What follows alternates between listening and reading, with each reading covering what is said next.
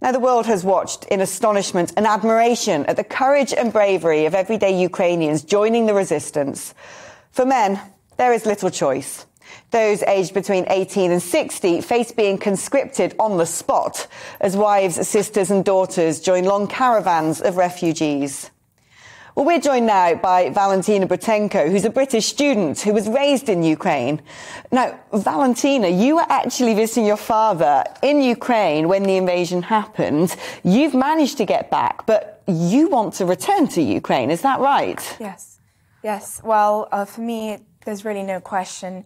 My country is currently experiencing a complete attack on its identity. I would directly call it a genocide. If you look at the rhetoric from Putin, from Russia's government, if you look at the way this war is being conducted, the bombing and the murder of civilians, they talk about denazification. I'm not sure why they think our children deserve to be murdered for this denazification. So for me, to return to Ukraine is almost a moral call where I need to be next to my country right now and next to my people, because at times it feels like this identity, this Ukrainianness is under such direct attack. You need to hold on to it for as much as you can. I mean, what was it like when you went to visit your father and then all of a sudden you find yourself embroiled in a war that few people managed to predict coming to pass? I mean, that must have been terrifying. To now get back to safety, where I understand your mother and your brother live in the UK, and say, I want to go back to a war zone. What on earth does your mother think of this? How frightening was it when the bombs were falling? And what on earth does your family think about you wanting to go back there?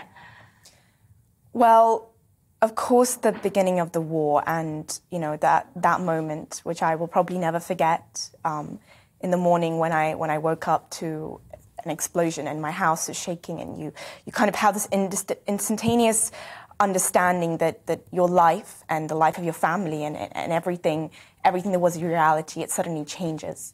But this is a message that has been given by our president, by a lot of Ukrainians. Yes, there is a practical, physical fear of what is happening, and when there was bombings and we had to, hide out in bomb shelters physically, of course I was trembling, I'm terrified. But mentally, I never wanted to run, and I still don't want to run, because this is my country and this is my people, and we have to fight for what is ours, for our freedom. If there's one thing Ukrainians understand, is that freedom isn't just given to you. It's something you have to fight for. And my family understands that as well. Of course, we all fear for each other's safety. Of course, we want to protect each other. But we understand that there is something larger than just personal safety. And that is those ideals of freedom and democracy in our land and our territory that we will defend until the end. Surely, have you got a concrete plan for what you're going to do when you're there? Quite what you can do? Are you not scared for your life? Am I scared for my life? Possibly at times. But the understanding of what is at stake right now, and once again, it is the entire future of my people, of my country, of the very concept of Ukrainianness, that is a lot bigger to me than anything personal. In terms of what I'm going to do, I'm going to continue doing what I was when I was in the ground in Ukraine. I'm lucky enough with my dad to be settled in Western Ukraine, where it's relatively safe. We have a lot of refugees coming in there now.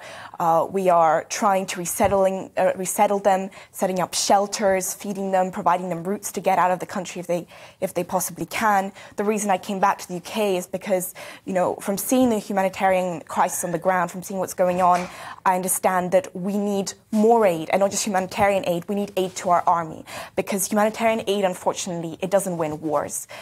Weapons win wars. Military defense systems win wars, which is why we've been calling on the West, on Boris Johnson, on NATO to close the sky, or at least if you're not going to close the sky, give us the air defense equipment to close our own sky, because we will fight for our country.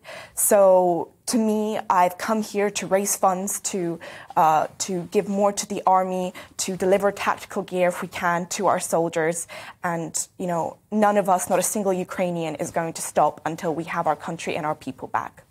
Valentina, you are incredibly brave. Thank you so much for coming in and telling me that. I wish you all the best, and let's stay in touch.